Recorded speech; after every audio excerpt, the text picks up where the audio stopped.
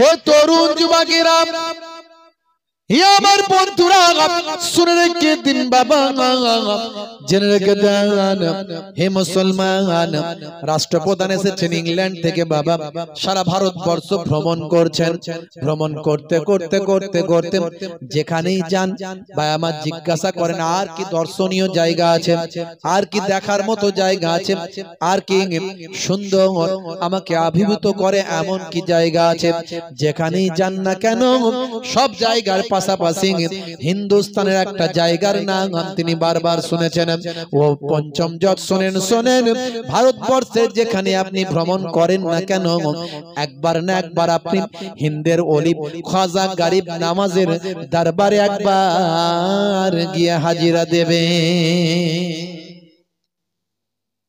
খাজা গরিব নামাজ এমনি কি খাজা গরিব নামাজ হয়েছিলেন নাকি?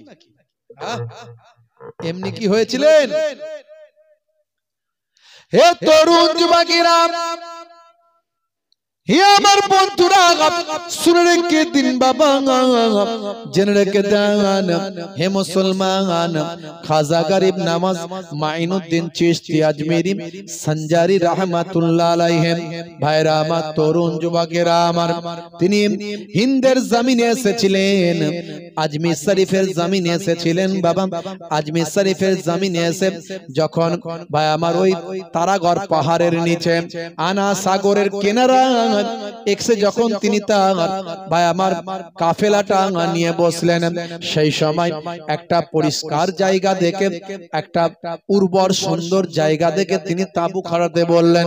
বাবা বাবা ভাই আমার কুতুবউদ্দিন, তুমি তাঁবুটা খাটিয়ে ফেলো বাবা। হে তরুণ যুবকেরা, হযরতে খাজা গরিব নামাজের কথা শুনে তাঁবুটা খাটানো হয়েছিল। সেই সময় তাঁবু খাটানোর পরে দেখতে পাওয়া যায় ভাই আমার দোস্ত আমার, রাজা মশাইয়ের রাখাল রায় সে হাজির হলো, হয়ে বলল না না এখানে তাঁবু রাখতে পারবেন না, এখানে আপনারা থাকতে পারবেন না। এই সুন্দর পরিষ্কার জায়গাটা হলো রাজার উঠ রাখা আর জায়গা। এই জায়গা থেকে যদি আপনি উঠে না যান তাহলে আপনাদের উপর রাজা মশাইয়ের শাস্তি আসবে। এমন কথা শুনে হুজুর বললেন বাবা ছেলে রে, ও বাবা রাখালেরা শুনে রেখে দাও, আমরা বুড়ো মানুষ, আমরা জাইম মানুষ, মুসাফির মানুষ, এই জায়গাতে একটু আমরা থাকার আশ্রয় নিয়ে ফেলেছি, তাঁবুটা খাটিয়ে ফেলেছি। যাও যাও, অনেক তো জায়গা আছে, রাজার উটগুলো কি কি সেখানে বাঁধলে হয় না, সেই জায়গা রাজা মশাইয়ের উটগুলো কি কি বেঁধে দিলে হয় না। এ তরুণ যুবকেরা, হে আমার বন্ধুরা, সেই সময় রাখালেরা বলল এত বড় সাহস কি করে বলতে পারো?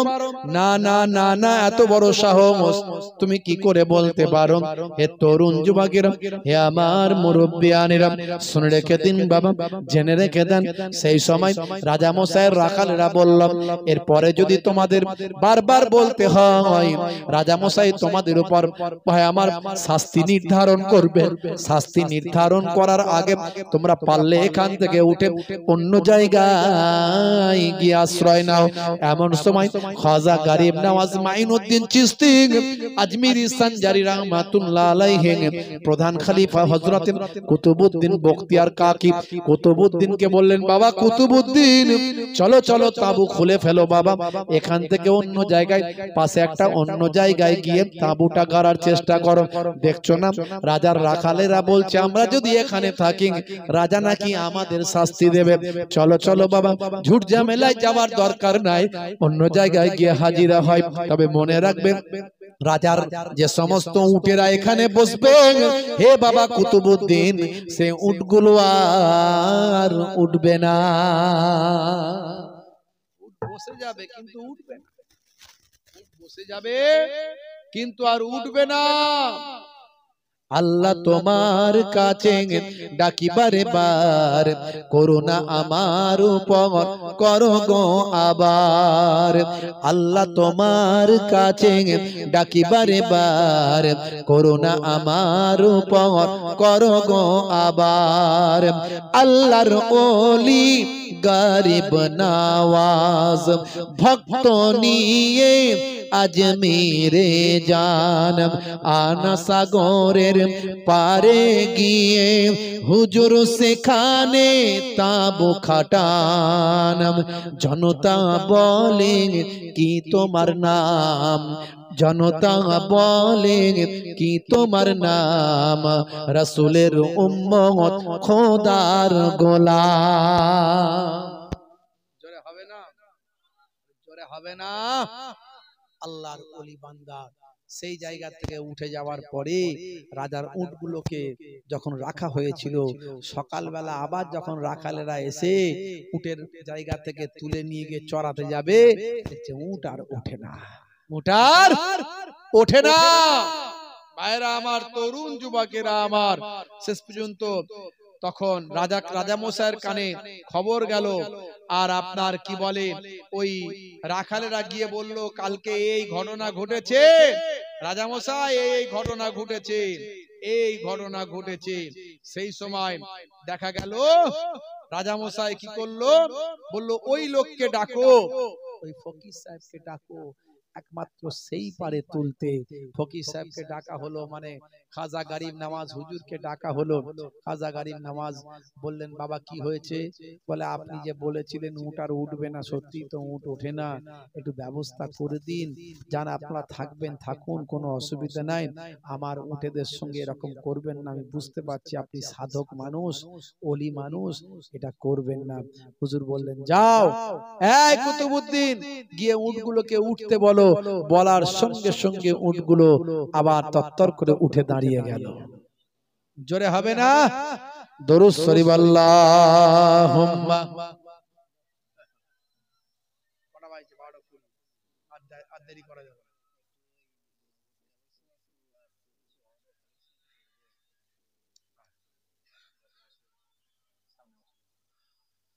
হে তরুণ যুবকেরা হে আমার বন্ধুরা শুনে রেখে দিন বাবা জেনে রেখে দেন এমন সময় দেখতে পাওয়া যায় হযরতে খাজা গরিব নওয়াজ মাইনুদ্দিন চিশতি আজমেরি সঞ্জারি রাহমাতুল্লাহ আলাইহি ভাই আমার নতুন করে তাবু খাটালেন জোহরের সময় হলো হুজুর বললেন বাবা কুতুবউদ্দিন জোহরের আযানটা দাও জোহরের আযান দেওয়া হলো আশহাদু আন্না ইলাহা ইল্লাল্লাহ আশহাদু আল্লা ইলাহা ইল্লাল্লাহ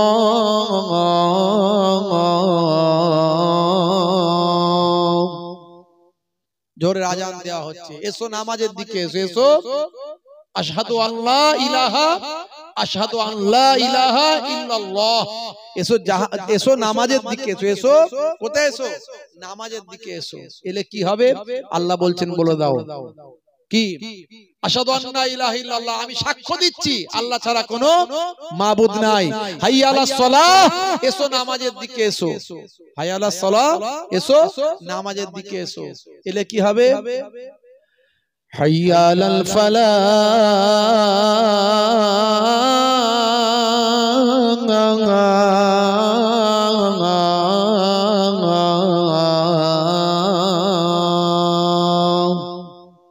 এলে আমি আল্লাহ নামাজের দিকে এলে তোমাকে কামিয়াবি দান করে দেব তোমার কল্যাণ আসবে আর তুমি সাক্ষ্য দাও আমি সাক্ষ্য দিচ্ছি আল্লাহ ছাড়া কোনো মাবুদ নাই আশহাদু আল্লা ইলাহা ইল্লাল্লাহ আশহাদু আন্না মুহাম্মাদুর রাসূলুল্লাহ আমি সাক্ষ্য দিচ্ছি মুহাম্মদ সাল্লাল্লাহু আলাইহি ওয়াসাল্লাম আল্লাহর রাসূল হাইয়া আলাস সালাহ এসো নামাজের দিকে এসো হাইয়া আলাল ফালাহ এসো কল্যাণের দিকে এসো আল্লাহু আকবার আল্লাহ মহান লা ইলাহা ইল্লাল্লাহ আল্লাহ ছাড়া কোনো মাবুদ নাই এই আযান যখন হয় আযানের জবাব দিতে হয় কি জবাব দিতে হবে বলেন এই আযানের জবাব হচ্ছে যা আযানে বলবে মুয়াজ্জিন তাই আপনি আস্তে আস্তে বলবেন খালি হাইয়া আলাস সালাহ হাইয়া আলাল ফালাহ যখন বলবে তখন বলবেন লা হাওলা ওয়ালা কুওয়াতা ইল্লা বিল্লাহ এই কথাটা আপনি বললে ভাইরা আমার তরুণ যুবকেরা আমার মুরব্বিয়ানেরা আমার দয়ার নবী বলেন আমার আল্লাহ তার জন্য জান্নাত দান করে দেন নামাজ আপনাকে পড়তে হবে, নামাজ ছেড়ে দিয়ে কখনো জান্নাতে যাওয়া যাবে না। সবচেয়ে বড় ইবাদত হলো নামাজ। মুসলমানের ছেলে নামাজ ছেড়ে দিয়ে এখন মুয়াজ্জিন যখন আযান দেয় হাইয়া আলাস সালাম, মুসলমানের ছেলে বলে এবার ফ্রি ফায়ার আর পাবজি খেলবো, পালাম। ইমাম সাহেবের জ্বালা, মসজিদ তলা থেকে পালাম। বলে কেন রে ভাই? মুয়াজ্জিন যদি দেখতে পাই তাহলে বলবে পল্টু নামাজ পড়বি আয়, তাই তাড়াতাড়ি মসজিদ তলা থেকে পালায়। মুয়াজ্জিন আযান দেয় হাইয়া আলাস সালাম, মুসলমানের ছেলে বলে তাড়াতাড়ি ক্যারাম খেলবো, চল পালাম।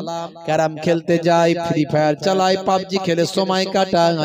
এদিকে নামাজের সময় আযান হচ্ছে ভাই, ওদিকে চাচা আমার চায়ের দোকানে বসে বসে ফাটা কেষ্ট দেখে সময় কাটায়। আছে না নাই? হে তরুণ যুবকেরা, মিলাদুন নবীতেও যায়, ঈদের দিনে ফাঁস কাতারে দাঁড়ায়। মা বলেছে অসুবিধা নাই, এক মাস রোজা রেখেছি ভাই, ঈদের দিনে চাঁদাটাও দেয়। মিলাদুন নবী হলে চাঁদাটা দেয়, গায়ে গতরে খেটে দেয়। আবার রাত্রে 9টা বাজলে সোপের সামনে গিয়ে হাতটা গলিয়ে দিয়ে বলে কাকা একটা লাল পানির বোতল চাই। আছে না নাই? মুসলমানের ছেলে মাতাল। মুসলমানের ছেলে সকাল হলে যেদিনে ওয়াজ শোনে সেদিনে সকালবেলা আবার বেশি টাকার লটারি কাটে, বেশি টাকার লটারি কাটে। যেদিনে ওয়াজ শোনে সে হলো এত বড় হুজুরের ওয়াজ শুনেছি, ছোট হুজুরের নাতি পিন্নগরী হুজুরের পোতা আমাদের এখানে জলসায় এসেছিল। আজকে ওয়াজ শোনার পরে যদি একটু ভাগ্যটা খুলে যায়, দেখি একটু লটারির টিকিট অন্য দিনে 50 টাকা কেটেছি, আজকে 500 টাকা কেটে দেখি কি হয়, 5 লাখ পাই কি। আছে না নাই? একজন লটারিতে 5 লাখ পেলে সারা এলাকায় খবর হয়, অথচ দেখা গেল পুরো ভাই আমার সারা ভারতবর্ষে কত মানুষ লটারির টিকিট কেটে ফকির হয়ে যাচ্ছে, ঘর বাড়ি সব তাদের ভিটে মাটি বিক্রি হয়ে যাচ্ছে, সব ধ্বংস হয়ে যাচ্ছে, সেদিকে খবর লোকের নাই। তাই বলবো বাবা, হারাম পথে চলবেন না, ইবাদতটা করুন, নামাজ ছেড়ে দিয়ে নয়, নামাজ ছেড়ে দিয়ে নয়। হযরতে খাজা গরিব নওয়াজ মাইনুদ্দিন চিশতি আজমিরি সঞ্জারি রাহমাতুল্লাহ আলাইহি, তিনি নামাজ ছেড়ে দিয়ে আল্লাহর ওলি হননি। নামাজ ছেড়ে দিয়ে এখানে পানির গ্লাসটা রাখতে হচ্ছে,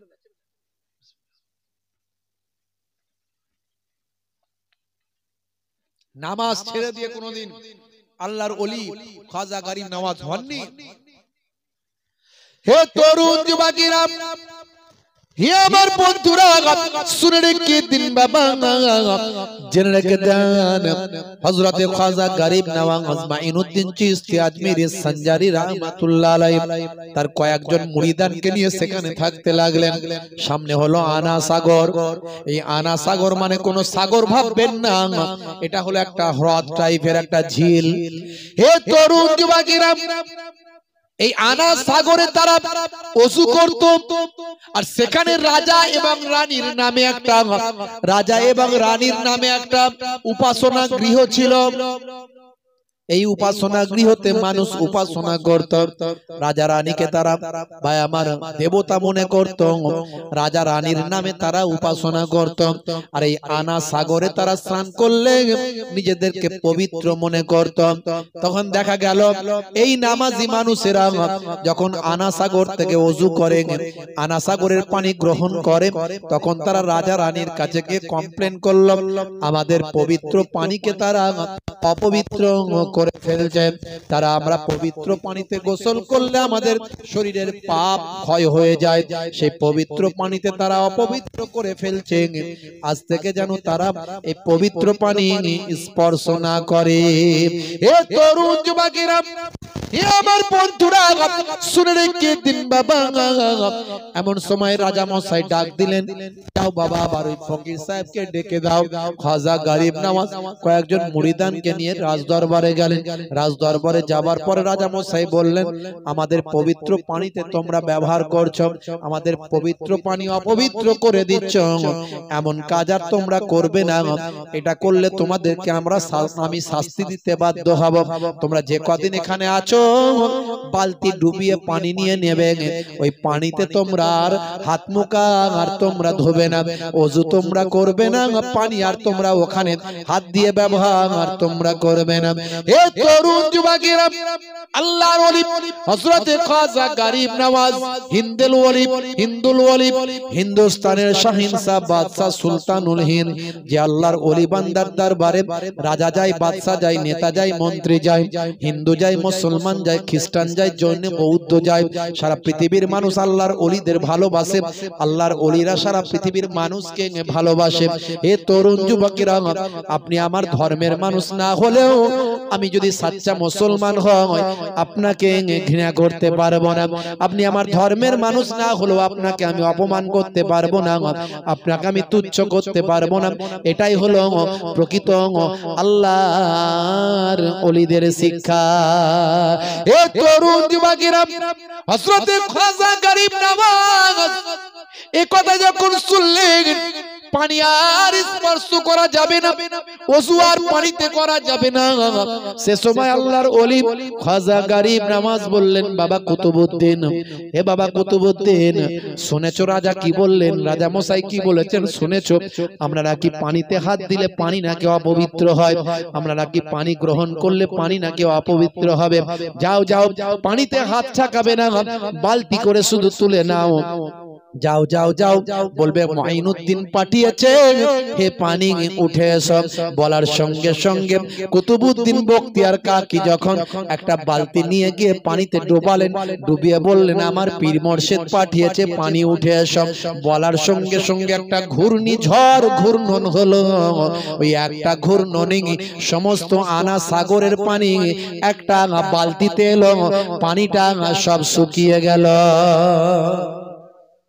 এই ঘটনা দেখে প্রথমেই ভাই আমার, দোস্ত আমার, তরুণ যুবকেরা আমার, মুরব্বিয়ানেরা আমার, ৩২,০০০ মানুষ ঈমান কবুল করেছিল। প্রথমে এক চান্সে ৩২,০০০ মানুষ। এই কারামতি দেখে খাজা গরিব নওয়াজের মুরিদ হয়েছিল ৩২,০০০ মানুষ। পরবর্তীকালে টুক টুক টুক করে ৯০ লাখ মানুষ ঈমান কবুল করেছিল। জোরে হবে না ভাইরা আমার? সেই খাজা গরিব নওয়াজের দরবারে এসেছে ইংল্যান্ডের প্রেসিডেন্ট পঞ্চম জর্জ, সারা ভারতবর্ষ ভ্রমণ করেছে, যেখানেই যায় নাম শুনে খাজা গরিব নওয়াজ। দেখি তো কে খাজা গরিব নওয়াজ।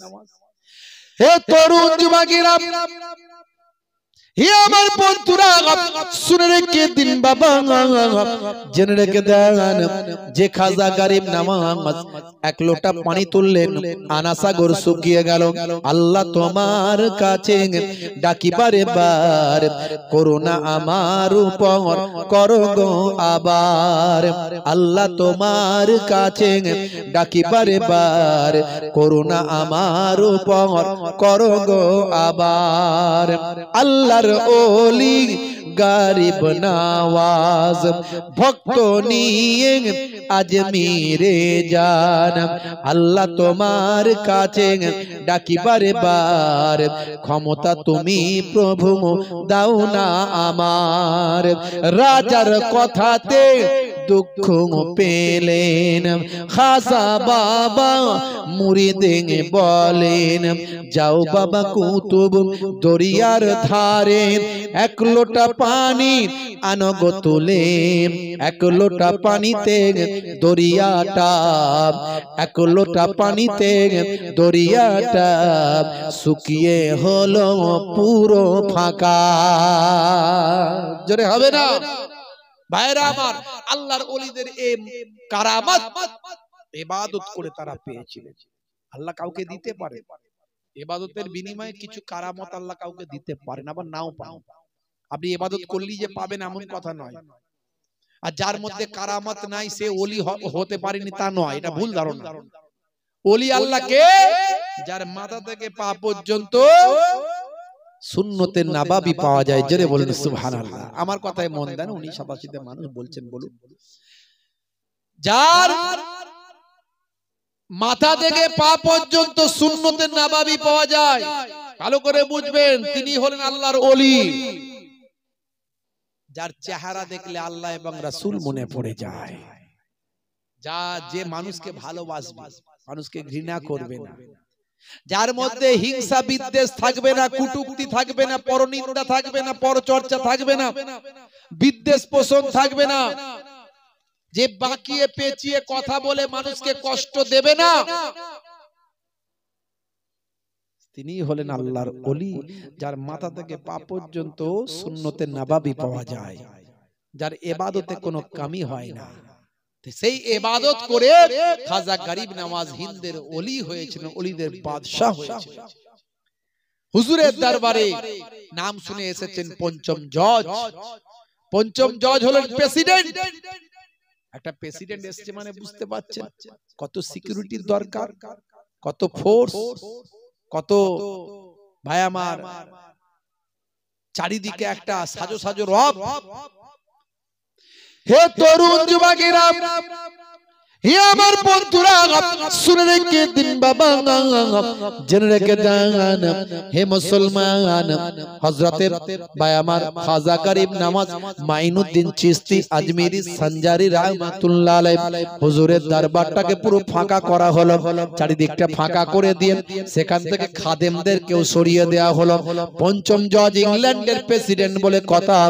পঞ্চম জজ এসেছে আজমির শরীফে, হাজার হাজার মানুষ চারিদিক থেকে দেখতে এলো। হেলিপ্যাডে হেলিকপ্টারে পঞ্চম জজ নামলেন, চারিদিক থেকে হাজার হাজার মানুষ এসে হাজিরা দিল, সব ব্যারিকেড করা হলো। পঞ্চম জজ নেমে পড়লেন কয়েকজন সঙ্গী সাথী নিয়ে, খাটখাট খাটখাট করে বুট পরে, স্যুট পরে, কোট পরে, টাই পরে, হ্যাট পরে, মাথায় টুপি পরে, খাটখাট খাটখাট খাটখাট করে ভাই আমার পঞ্চম জজ আল্লাহর ওলি খাজা গরিব নওয়াজ হুজুরের দরবার শরীফে ঢুকে গেল। এমন সময় হুজুরের রওজা মোবারকের ভিতরে ঢুকে গেছেন। হুজুরের রওজা মোবারকের ভিতরে ঢুকে চারিদিকটা দেখছে, দর্শন করছে, স্তব্ধ পরিবেশ, নিশীত ভাই আমার একদম নির্ঝুম পরিবেশ, শান্ত পরিবেশ, ঠান্ডা পরিবেশ, কোনো আওয়াজ নাই কোনো দিকে।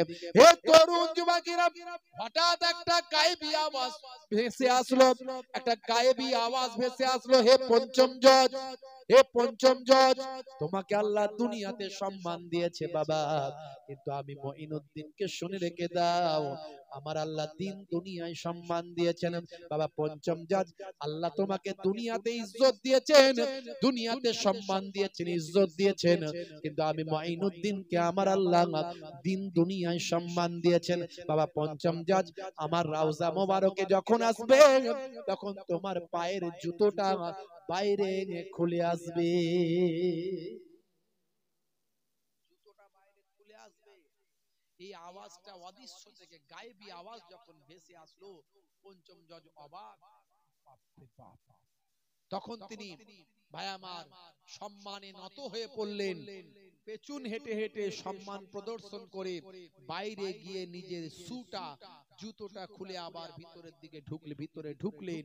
ইংরেজদের নিয়ম হলো কারোর কাছে যদি কেউ আত্মসমর্পণ করে তখন তার মাথার হ্যাট, মাথার টুপিটা তার পায়ের কাছে খুলে রাখতে হয়। পঞ্চম জজ নিজের মাথার হ্যাটটা, টুপিটা খাজা গরিব নওয়াজ মাইনুদ্দিন চিশতি হুজুরের রওজা মোবারকের পায়ের দিকে খুলে রাখলেন। কিছু সময় প্রেয়ার করলেন, প্রার্থনা করলেন, কিছু সময় প্রার্থনা করে আবার সম্মানের সঙ্গে আদবের সঙ্গে বাইরে বেরিয়ে গেলেন। আবার হেলিপ্যাডে হেলিকপ্টারে এয়ারপোর্ট পর্যন্ত গেলেন, এয়ারপোর্ট থেকে আবার সোজা চলে গেলেন ইংল্যান্ডের জমিনে। ইংল্যান্ডের জমিনে গিয়ে পরের দিন পার্লামেন্টে গেলেন। পার্লামেন্টে গিয়ে সিংহাসনে যখন বসলেন, প্রেসিডেন্টের চেয়ারে যখন বসলেন, সদস্য মেম্বাররা বলল, এ পঞ্চম জজ, সারা পৃথিবী আপনি ভ্রমণ করে এতদিন থেকে ঘুরে ফিরলেন, এতদিন বাইরে বাইরে ঘুরলেন, সারা পৃথিবী ভ্রমণ করলেন, আচ্ছা বলুন তো একটু কোন অলৌকিক ভ্রমণ কাহিনী একটু আমাদের খুলে বলেন। সেই সময় পঞ্চম জজ চোখ ভরা পানি, বুক ভরা বেদনা নিয়ে বলেছিলেন, হে আমার সদস্য বন্ধুরা শুনে রেখে দাও, সারা পৃথিবী ভ্রমণ করলাম, প্রত্যেকটা জায়গায় আমি গিয়ে দেখলাম জীবিত মানুষ রাজত্ব করছে, এক্সেপ্ট অনলি ওয়ান, ভাই আমার একটাই জায়গা, যে জায়গায় আমি গিয়ে দেখলাম জীবিত মানুষ নয়, মৃত মানুষ রাজত্ব করছে। তিনি আর অন্য কেউ নন, তিনি হলেন সুলতানুল হিন্দ হযরতে খাজা গরিব নওয়াজ। জোরে হবে না? কিসের জন্য হয়েছিলেন? আল্লাহর ইবাদত করে হয়েছিল, ইবাদত করে ওলি হয়েছিলেন। আমাদের মিনিমাম ইবাদত 5 ওয়াক্ত নামাজ পড়তে হবে। অনেক বেশি নামাজ পড়লে, অনেক বেশি আল্লাহর কাছে কাঁদলে, অনেক বেশি তাকওয়া করলে তবে আল্লাহর ওলি হওয়া যায়, তবে জবানের দোয়া কবুল হয়। কিন্তু মিনিমামটা যদি আমরা করি, পাস মার্কসটা পাবো। মাধ্যমিকের একটা পাস মার্কস আছে, এত নাম্বার পেলে পাস।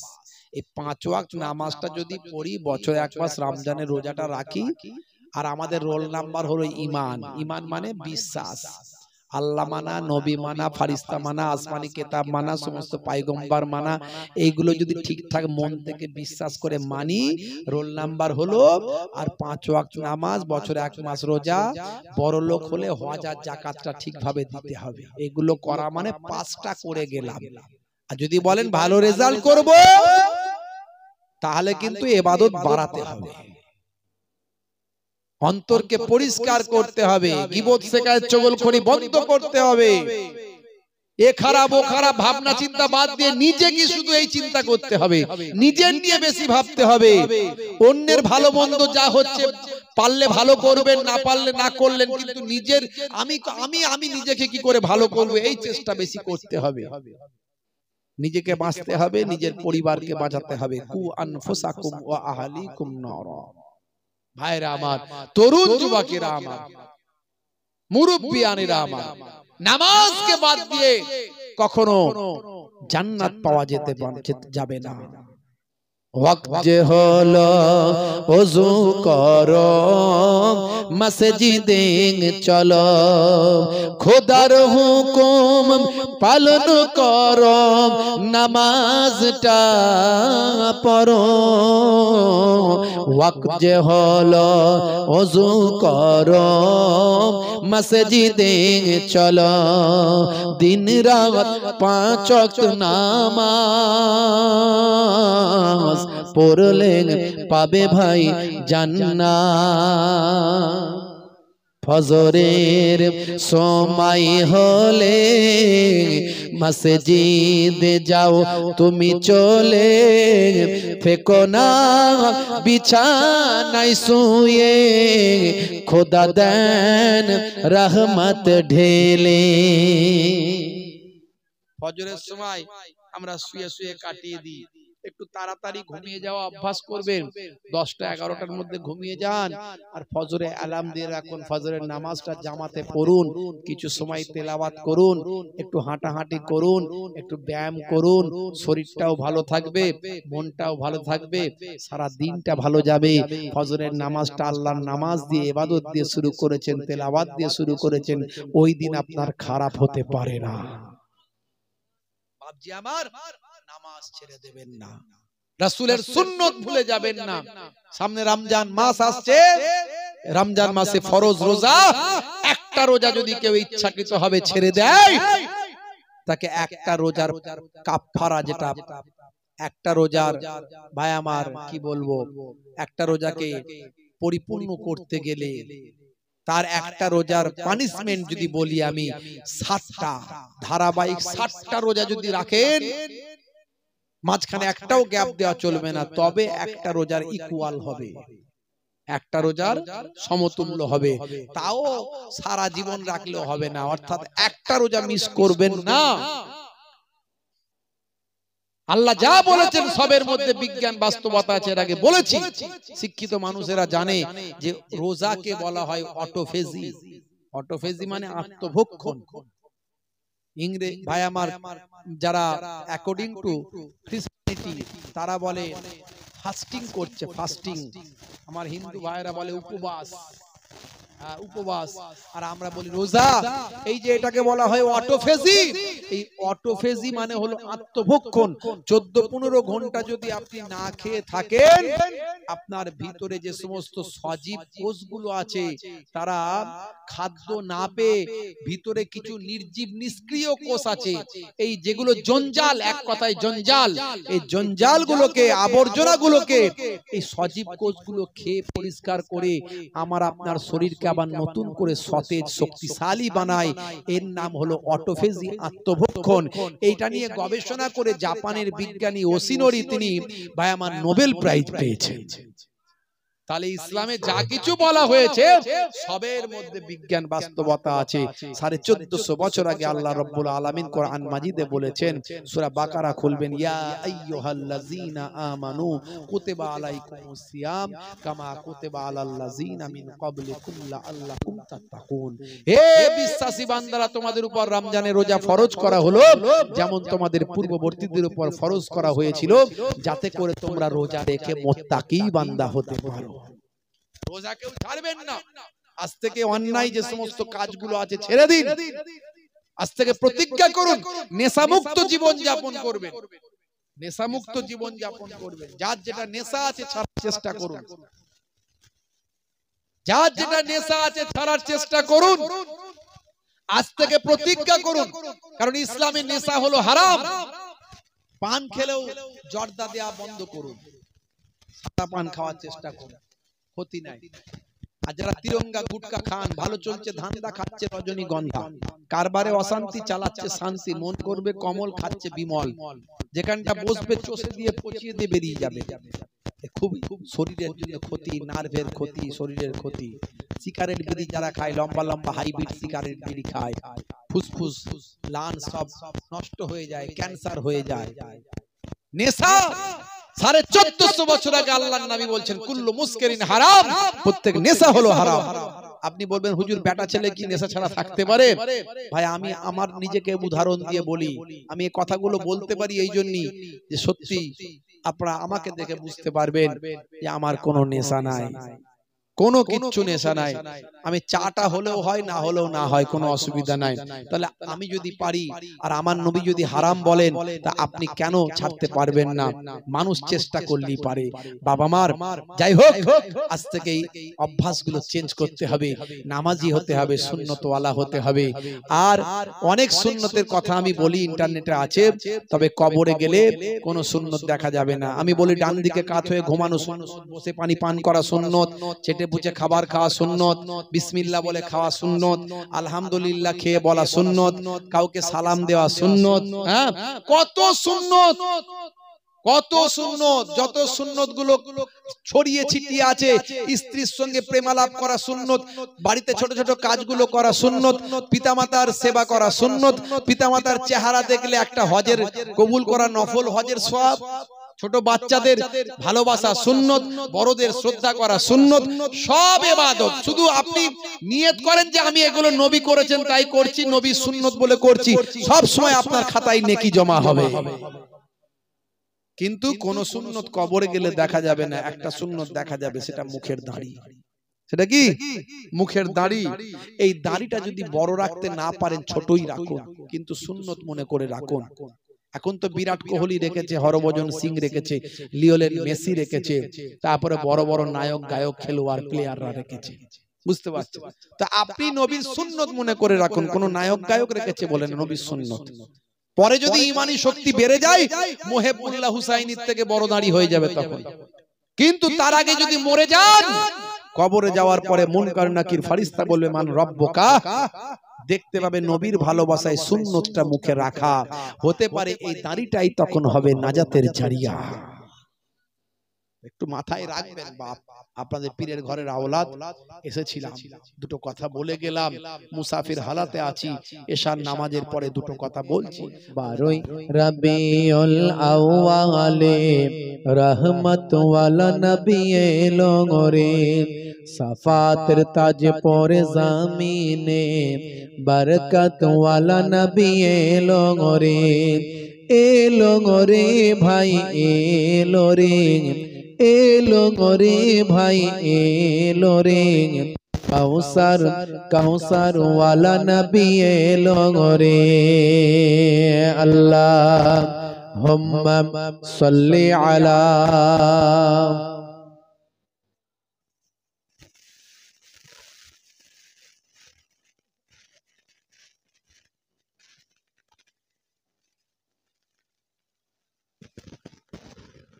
ওই রাত বলে অঙ্গ প্রভু দাও না আমার মাঝেতে দিন বলে ওগো প্রভু দাও না আমার বুকেতে জোরে হবে না আর জোরে হবে না ওই রাত বলে ওগো প্রভু দাও না আমার মাঝেতে দিন বলে ওগো প্রভু দাও না আমার বুকেতে দিন ও রাতের মাঝেতে দিন ও রাতের মাঝেতে এলেন নবী সুবহে সাদিকে 12 রবিউল আউয়ালে রহমত ওয়ালা নবী এলো রে সাফাতের তাজ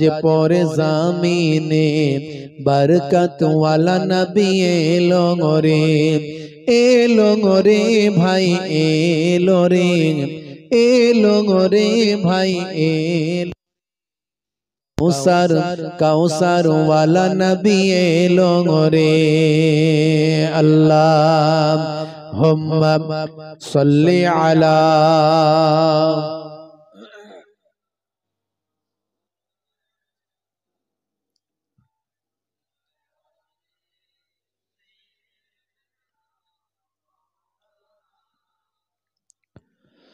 ওই আকাশ বাতাস চন্দ্র তারা খুশিতে তারা মেতেছে আসমানি হুর ফারিস তারা দেখার তরে উকি মেরেছে জোরে হবে না আর জোরে হবে না ওই আকাশ বাতাস চন্দ্র তারা খুশিতে তারা মেতেছে আসমানি হুর ফারিস তারা দেখার তরে উকি মেরেছে দাদু মুত্তালিব খুশি হয়ে দাদু মুত্তালিব খুশি হয়ে মক্কাবাসীর দাওয়াত করেছে 12 রবিউল আউয়ালে রহমত ওয়ালা নবী এলো সাফাতের তাজ পরে জামিনে বরকত ওয়ালা নবী এলো রে ভাই এলো রে ভাই এলো রে কাউসার ওয়ালা নবী এলো রে আল্লাহুম্মা সাল্লি আলা সাইয়্যিদিনা মাওলানা মুহাম্মদ ওয়া আলা আলি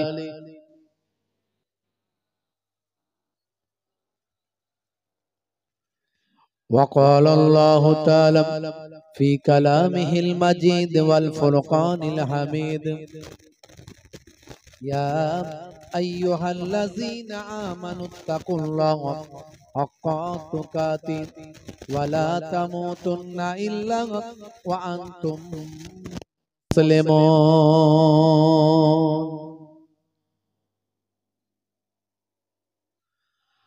وقال الله تعالى أيضا في كتابه مخبرا أطيعوا الله وأطيعوا الرسول وأولي الأمر منكم فإن تنازعتم في شيء فردوه إلى الله والرسول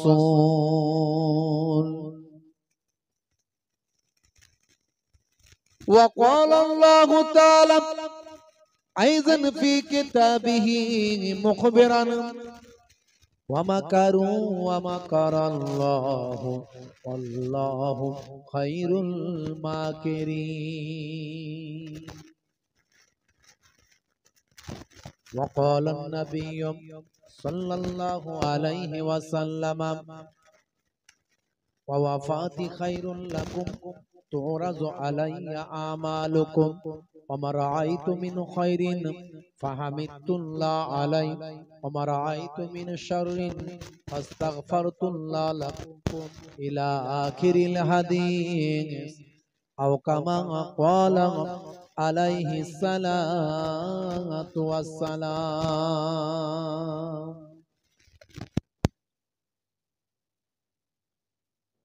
وقال النبي صلى الله عليه وسلم حق المسلم على المسلم خمس: وعيادة المريض واتباع الجنائز وإجابة الدعوات وتسمية العاطس إلى آخر الحديث أو كما قال عليه الصلاة والسلام। শ্রদ্ধেয় সম্মানীয় আজকের সভার সভাপতি, সামনে উপবিষ্ট আমার পিতৃতুল্য বাপজিরা আছেন, তরুণ যুবকেরা আছেন, স্নেহের বাচ্চারা আছেন, মাইক্রোফোনের আওয়াজে কান লাগিয়ে আছে, পর্দার আড়ালে আমার জননী মায়েরা বোনেরা আছে। প্রত্যেককে আমি মোহেবুল্লাহ হুসাইনি ফুরফুরা দরবার শরীফ ছোট হুজুর পীর কেবলা রহমাতুল্লাহ আলাইহির মেয়ের ছেলে নাতি হিসাবে, মায়াপুর পীরনগরী হুজুর পীর কেবলা রহমাতুল্লাহ আলাইহির ছেলের ছেলে পৌত্র হিসাবে দুই দরবারের পক্ষ থেকে, আমার হরিণখোলা দরবার শরীফের পক্ষ থেকে প্রত্যেককে আন্তরিক সালাম, শুভেচ্ছা, ভালোবাসা জ্ঞাপন করি। সমস্ত ঈমানদারির উপর হোক, জোরে বলুন আল্লাহুম্মা আমিন। খুব অল্প সময়ের জন্য কিছু আলোচনা, লম্বা চওড়া নয়। মাশাআল্লাহ দীর্ঘ সময় ধরে আলোচনা শুনেছেন, সংক্ষিপ্ত কিছু কথাবার্তা দুই একটি বলবো। আজকে আমরা এই বাৎসরিক আলোচনা মজলিসে বসেছি, জিকরুল্লাহ জিকরুন নবীর বয়ান শুনতে বসেছি। অনেক মেহনত করেছি, টাকা পয়সা খরচা করেছি, গায়ে গতরে খেটেছি, অনেক হেডেক নিয়েছি। এই এলাকার যুবকেরা অনেক পরিশ্রম করেছে, মায়েরা বোনেরা সহযোগিতা করেছে, যুবকেরা বৃদ্ধরা মুরব্বিয়ানেরা দোয়া করেছে, সহযোগিতা করেছে। তবে একটা এত সুন্দর জান্নাতের বাগান আল্লাহ কায়েম করার তৌফিক দিয়েছে। কিতাবের মধ্যে পাওয়া যায়, যে জায়গায় আল্লাহ এবং রাসূলের আলোচনার মজলিস হয়, সেই জায়গাতে আমার আল্লাহ তাআলা মালায়েকা ফেরেশতাদের অবতীর্ণ করে। এখানে মানুষ কত আছে বা কত এলো কত গেল, বড় কথা হলো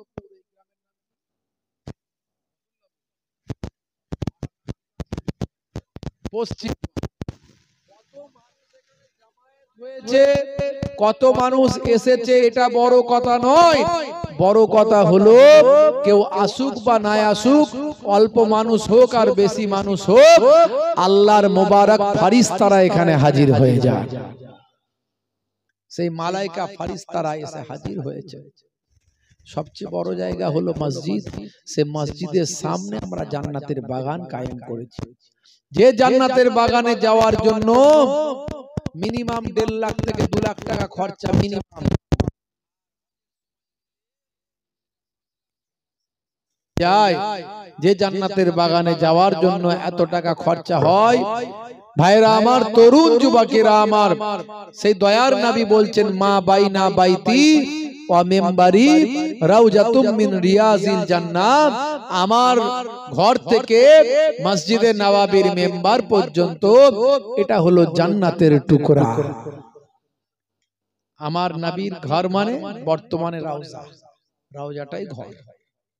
সেই রাউজা থেকে মসজিদে নববীর মেম্বার পর্যন্ত আল্লাহ আমাকে নিয়ে গেছেন 2 বার। আমি সেখানে নামাজ পড়ে এসেছি, রিয়াজুল জান্নাহ।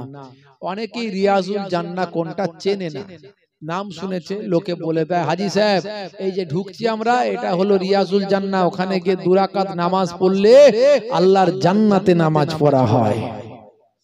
তা হাজী সাহেব একদম মনের বাসনা নিয়ে আল্লাহ করে গেল, গিয়ে নামাজ পড়লো। কোথায়? রিয়াজুল জান্নাত থেকে অনেক পেছনে, জায়গায় নাই, বুঝতে পারছেন, জায়গায় নাই, জানে না লোকে। একসঙ্গে 500 700 1000 লোক ঢুকিয়ে দিচ্ছে।